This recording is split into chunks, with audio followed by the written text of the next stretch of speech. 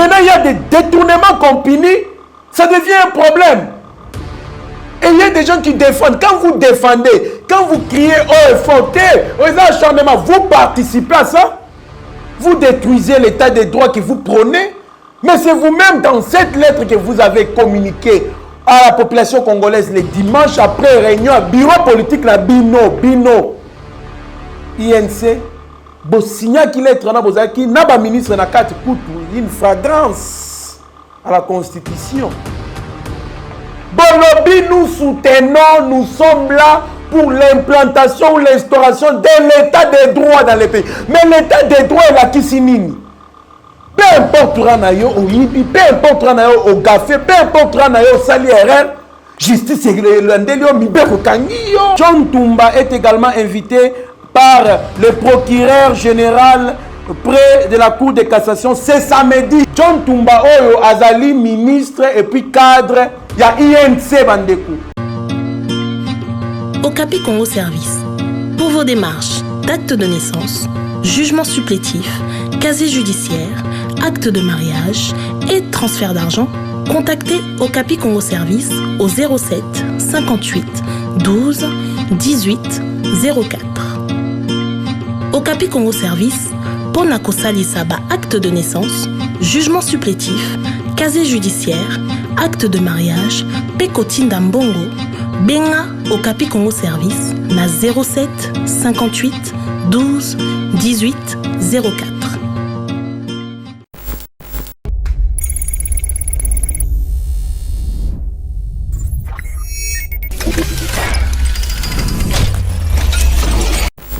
Bonjour mesdames et messieurs, bienvenue dans notre émission Éveil patriotique.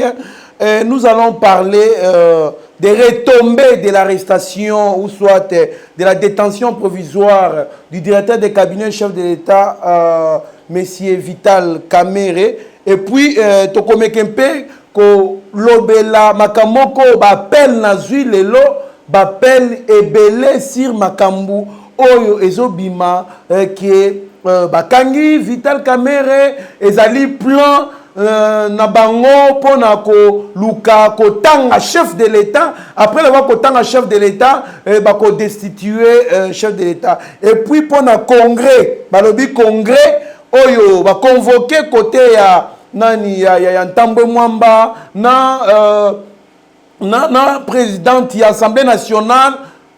Bako invité premier ministre bako sangana po baluka ba destituer mokozamboka. En tout cas bandeko, il ne faut pas se focaliser sur des rumeurs. Ba rumeurs na ba spéculation autant ba réseaux sociaux et soit binoté puisque les ana batumisusu qui sont là uniquement pour réfléchir en mal pour la République. Mais avant na kota na mozindo na banda batem na nga lelo na kolinga ko rappeler bino eloko moko. Rappel o ezali ya discours ya chef de l'État oyo asalaki le 13 décembre 2019. Discours oyo na dit quelques mots. Ya chef de l'État aloba. Je suis au courant de la persistance des pratiques de corruption et de l'existence des réseaux de prédation et de fraudes massives qui occasionnent des détournements et des manques à gagner au trésor public. Tous ces réseaux seront démantelés et je serai intraitable dans la lutte contre la corruption. C'est l'un des moyens de regagner la confiance de notre peuple d'abord et celle de nos partenaires ensuite. Qui ne sait pas qu'aujourd'hui, bazo finga, bazo critiquer chef de l'État et puis crédibilité naïe et comment qui kokita makasi à propos ya bas soupçon ya directeur cabinet naïe, il est encore innocent. On ne l'appelait pas voleur ni quoi que ce soit. Pour l'instant, Azana nous n'a pas sambité, n'a pas condamné, Azali présumé innocent jusque-là. Maintenant, le problème c'est quoi? Na, Ezana Batu, en tout cas, mokonzi mboka za bien, entourage na eza mabe, il faut se débarrasser na kingani, il faut ça la boye, il faut ça la boye. Les gens se plaignaient. Pourquoi? Parce que le Messie était cité dans beaucoup de choses qui donnaient la colère aux Congolais. Boye bien faire 15 millions, comment est-ce qu'on a traité le président? Alors, le président a lobaki yango na discours le 13 décembre. Et puis a continué à le Bible. Je tiens à ce que tout le monde, les riches comme les pauvres, puissent avoir un accès équitable à la justice. C'est ce qu'on appelle la justice pour tous. Une justice fondée sur le respect de la dignité humaine. Bandeko, qu'on se le dise. Parce que Batebele Baolobeza acharnement contre M. Vital Kamerhe. Bandeko, ce n'est pas Félix Tshisekedi qui a arrêté Vital Kamerhe. Non. Ezali mibeko ya mboka nde ekangiye. Nde mutu Etienne siko azawana. Jusque là d'ailleurs, mokonzi mboka na se prononcer na makambo te. Et pendant ngakutu nazo senga mokonzi mboka se prononcer te, c'est bien bon. Oui. Mokonzi mboka akoloba nini? Akoloba nini? Akoloba nini? Alors, nayoki bato balobi ezali ku monter Kamerhe ye moko andimi, monsieur Kamerhe si plutôt andimi eloko wana ekoma po ntango okoma kuna atanga kombo ya président ya mboka, ntango kotanga kombo ya mokonzi ya mboka comme ça basala nini bako destituer mokonzi ya mboka. Bandeko, réfléchissons un peu. Ye moko mokonzi ya mboka alobi yango tomoni ba vidéo presque belé makambo loba ata ye moko il est disponible pour akende basambisa ye s'il y a un problème. Ce qui va tanguer dans makambo wana mais bako sambisa ye, ce qui va tanguer mais pour batanga mutu foza la yepe aiba toi a participé de loko wana bondimi pena na situation makambo ezoleka oyo mokonzi mboka complice na directeur cabinet na ye bako matina niveau ko livrer ou soit ya kolandela directeur cabinet na ye. Non, il en a toutes les prérogatives ou soit les pouvoirs d'influencer la justice. Bako c'est une autre, hein? C'est un président de la République, hein? Wana batebele ba bossa na kango, hein? Mais ce qui a influencé en côté c'est que justice est pour na batu nyonso. C'est que yé personne a cité na makambo wana, yé pe bakolandela ye.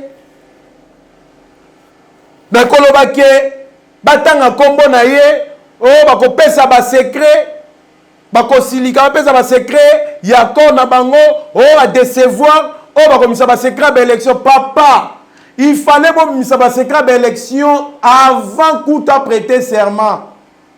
Dès lors qu'a prêté serment, Bobo Sana, il a prêté serment. C'est lui le président reconnu mondialement partout. C'est lui qui représente la pays de du Congo.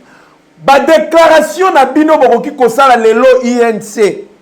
Ou soit ba cadre monsieur INC ba oloba, ba misa ba secret dans 48 heures ici les. Et ça n'impacte à ta mon côté boko oloba nini. Yem to gagner élection te. Et bon, il y a une élection, il y a une élection. Pour ni bo dénoncer au banda kalana. Il y a une personne qui me dit, oh, président Félix Azali honnêteté. Pour violer accord. Il y a Nairobi. Na tuni ndeko na ndeko nanga na rapport wana et na accord na bangwana ba yokana ke ne toza bokonzi so tozi bokonzi ata oyibi constitution bien qu'ils ont condamné Moïbi ba ko kanga yote po oyibi mbonga l'état, ça n'a pas de sens. Il faut éviter des débats inutiles. L'infraction est individuelle. Ce que mutu mususu c'est que mutu wana akoya wana bako akozana même infraction na yete akozala commanditaire, complice ou soit auteur intellectuel, ainsi de suite.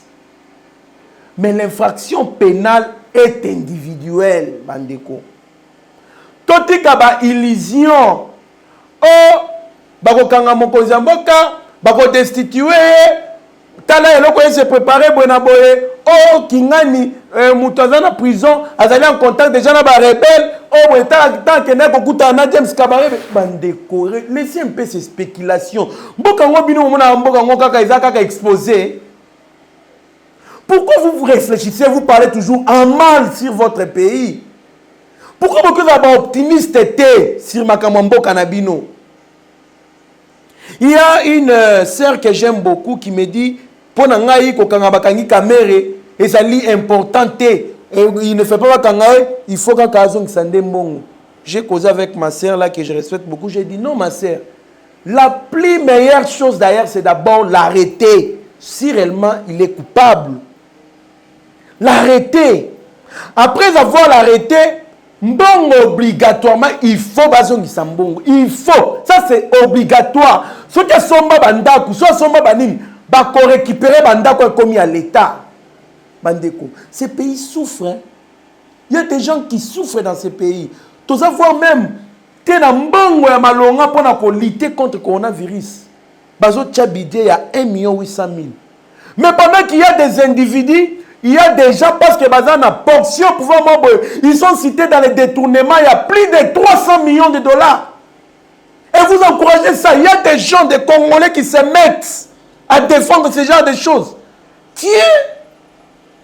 Mais changement, changement, c'est les mêmes personnes qui crient oh il faut tolingi changement eh Kabila Kende pour un changement mais Kabila Kende pour un changement mais Babiloko oyo ezaki ko persister na pouvoir il y a ancien président Joseph Kabila et ça va détournement non puni.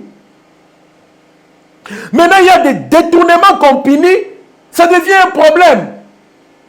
Et il y a des gens qui défendent. Quand vous défendez, quand vous criez oh il faut acharnement, vous participez à ça.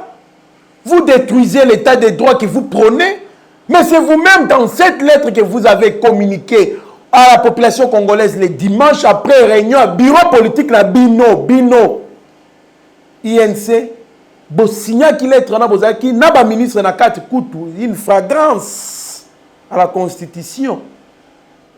Bolobi, nous soutenons, nous sommes là pour l'implantation ou l'instauration de l'état des droits dans les pays. Mais l'état des droits est la Kisinini. Peu importe Ranayo au Ibi, peu importe Ranayo au Gafé, peu importe Ranayo au Sali RR, justice et l'Andelio Mibeko Kangiyo. Mais vous dites une chose et son contraire. N'appelle si Kouloutou Nanga Lambert Mende raison. Oh, mais l'état des droits, on va l'ingaki. On se rend appliquer l'état des droits, on va comme là. Vous voyez maintenant que je ne comprends pas. Bandeko, toye de loko nini to lukaka. Congo oyo ezali agenoué, ezali victime ya sous-développement pour na ba détournement ya boye. Bandeko, création des entreprises fictives. Ba entreprise existakate, mais bazo transférer ba mbongo na ba entreprise wana, ba millions. Qu'est-ce qui ne va pas au juste dans les fiefs des Congolais? Qu'est-ce qui ne va pas au juste? Parce que ça va vous coûter cher. Hein?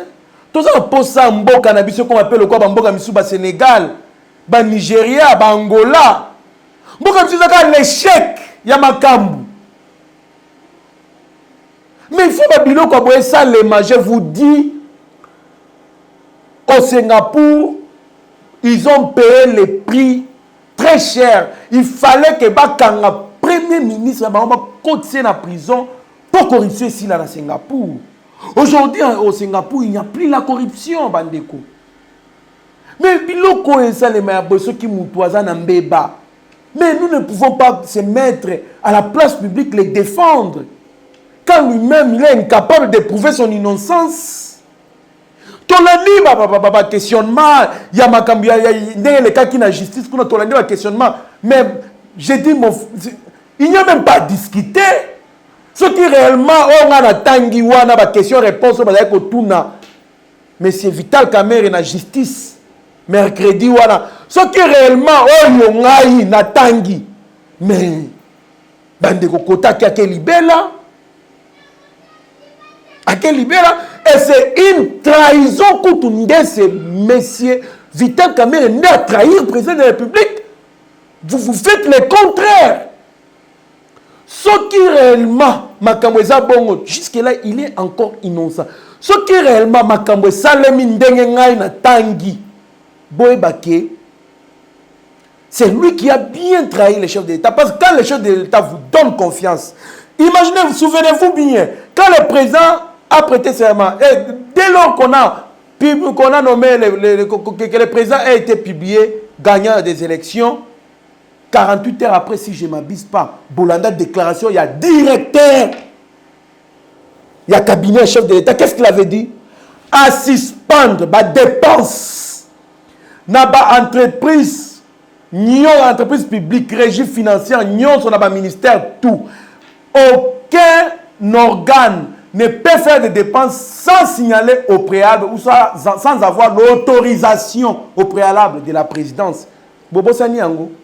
Aucun ministère, aucune entreprise, aucune régie financière pourra engager. Vous avez oublié tout ça? Et quand il avait déclaré ça, vous savez l'impact de ça? C'est lui qui gère la République. C'est lui qui contrôle les flux de l'argent, des sorties et de l'entrée. Bandeko. Alors avec tout ce qui s'est passé là, il ne pouvait pas rendre compte aux Congolais. C'est ça. C'est ce que vous nous dites.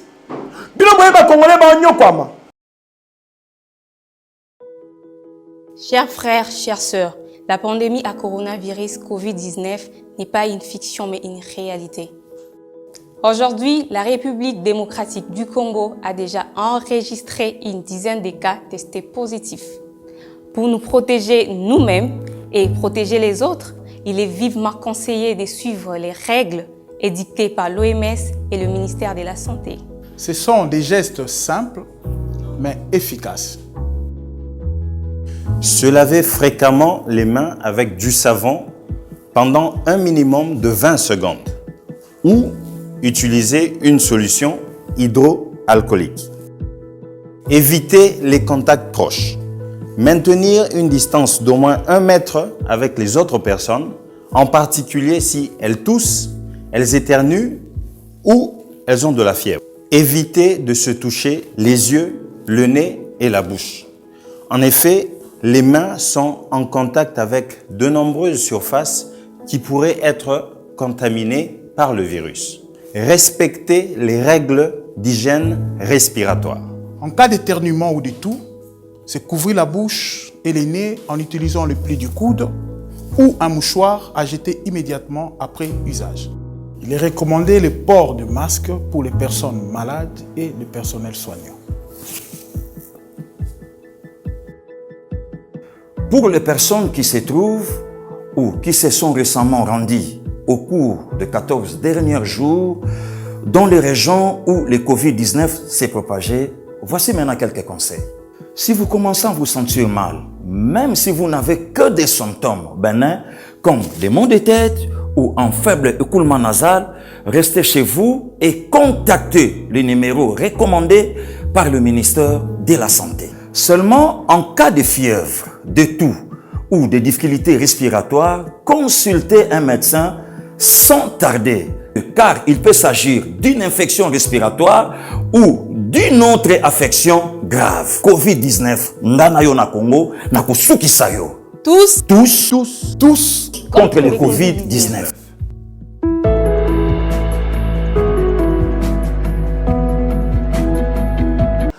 Les Congolais vont souffrir.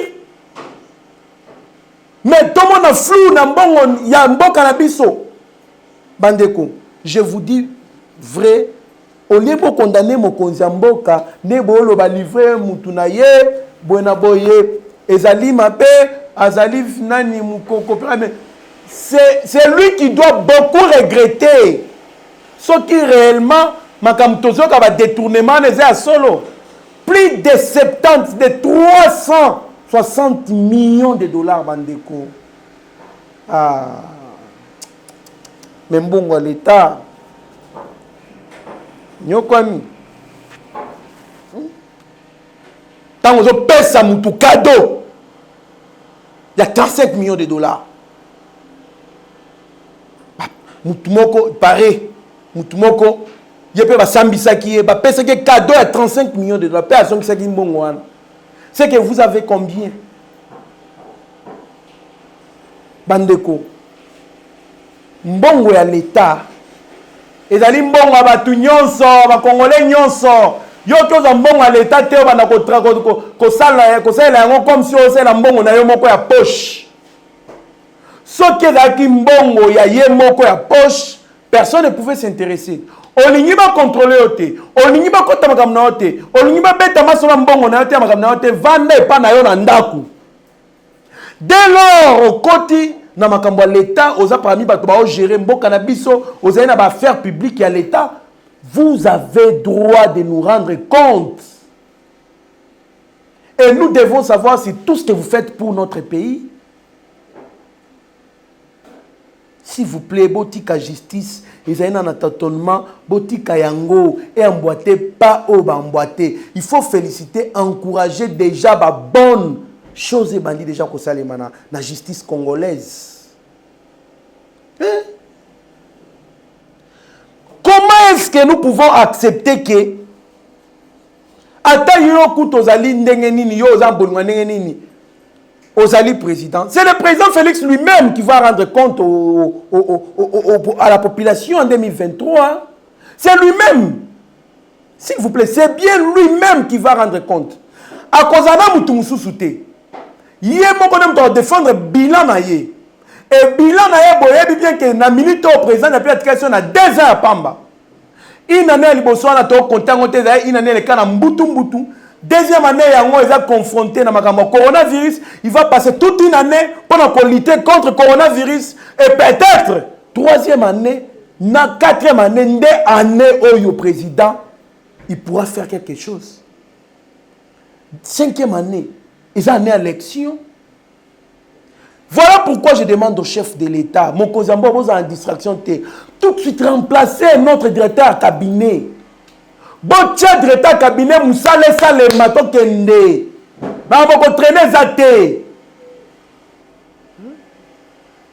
botia directeur cabinet mususu aya sala musala parce que vous avez besoin de travailler et il faut que pour sokola cabinet na yo wana pourquoi plus de 700 conseils, pourquoi epele bongo, pourquoi beaucoup de personnel à la présidence, pour la mine.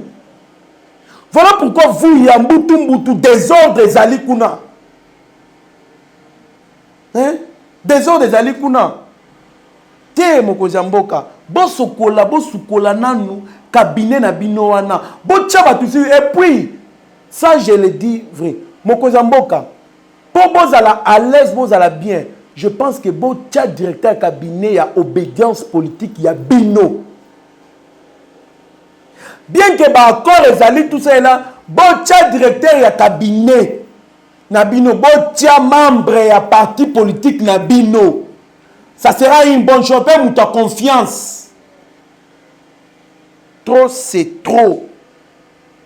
Biso tozo sibir, tozo nyokwama, bavia malongate, population petit peuple bazo souffrir, vie est comme trop cher. Batu bakomi ko bakutu que mieux vaut attendre tozong attendre ta Kabila que tant oyo. Imaginez un peu.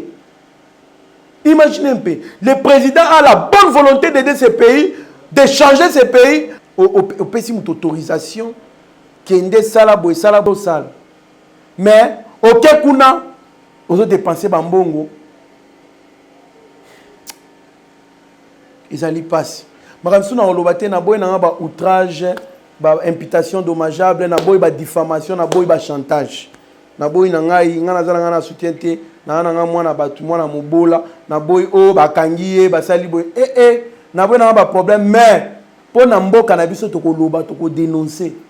Ce qui pour kangisa ngana ki okufa makala po na mboka na nga, bo kangisa ngana ki okufa na makala po na mboka na nga. Mais je vais dénoncer.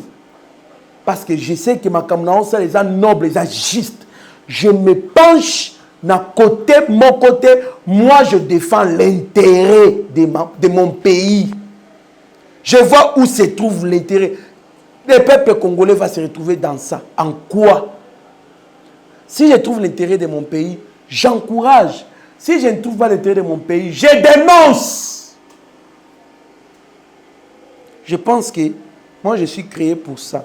Alors, Bandeko, Likamu Mususu, à part Yake, à Kotanga, Mokozamboka, Kebalia Kinaye, comme ça, bako destituer Mokozamboka, pas ko Samba, ainsi de suite, Ezali Barimer. Batanga Kamutu, so Mutongo Boiba Kinaye. Et pas Muto Boibi na Eti, Kotanga Yenengeni. So Tenge na acharnement, Bamoni Keza ba fausse déclaration. Mais infraction, c'est Bakisami. Infraction, c'est Bakisami. Dénonciation calomnieuse. C'est une infraction. Bakokanga. Donc je ne vois pas là où il y a les problèmes. Sauf que tout ce qu'il pourra faire et qu'on incombe kakanaye. Mutusa ersinga kutunezana batangi nani bande kwa président bazali na kati kuna oh Christian Tshisekedi azali oh il paraît que moi si chef de l'état azali tout ça là bande ko ceux qui azali ceux qui oh il paraît que Vita Kamera pesa bango mbongo. Est-ce que mbongo apesa ngo ayesa ngo ke mbongo euti na moyibi to mbongo euti na boy et puis Vita Kamera penano ayibi pété nanu ba déclarer pe moyibi té azana innocent jusque là. Bob sanga sikoyo sur la pesa ki bango bango to batinda ki a détourné supposons cela. Bien au contraire ndé ba preuve misusu de ko enfoncer sous nani ko aggraver sous infraction. Alors je pense que justice bazali trop professionnel baza bien informé.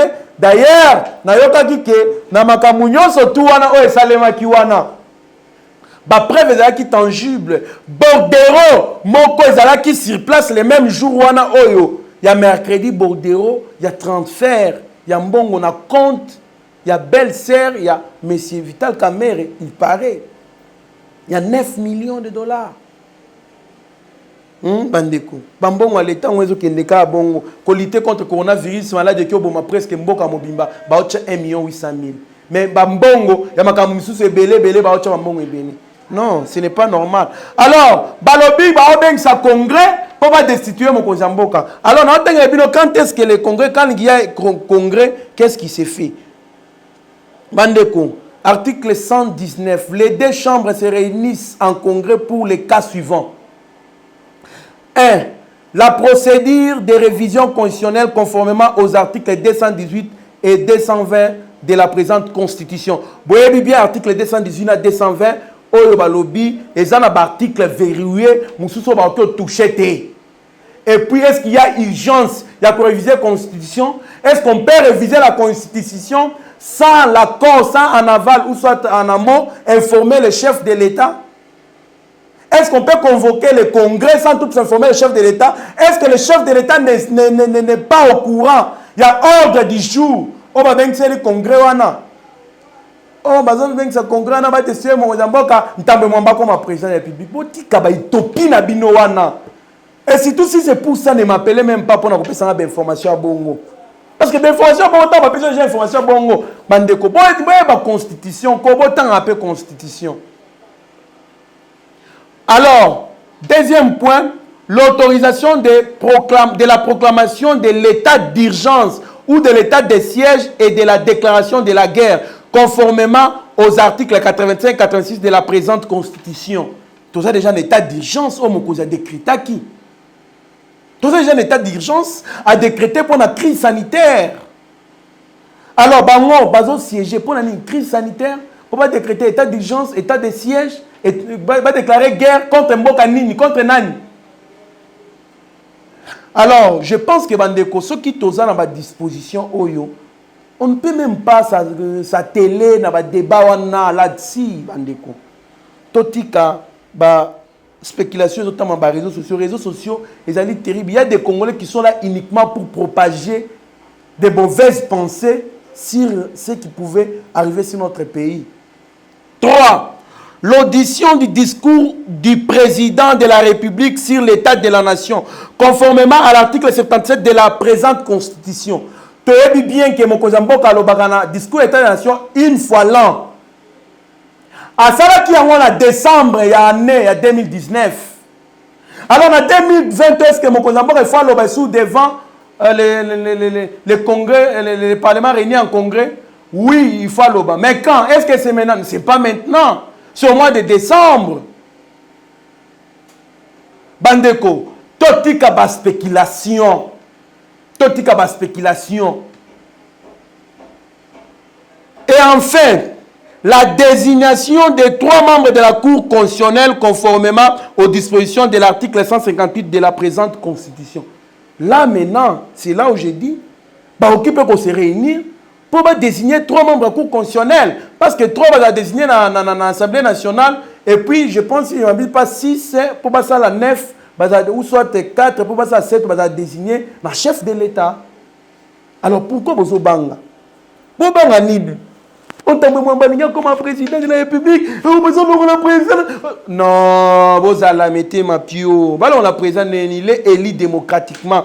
Botika Makambouana. Je pense que Maramutozo Loba Oyo, et ça dit pour bien à Bino, Botika Kolanda ba spéculation, to éviter ceux qui vont siéger pour la nini, mais je pense que peut-être que la prendre à disposition 4e proposition Oyo. Et puis nous chutons avec les dossiers Kaka Mouké, il y a 100 jours, Kaka John Tumba est également invité par le procureur général près de la Cour de cassation. C'est samedi. John Tumba, Zalibongo, ministre de la formation professionnelle.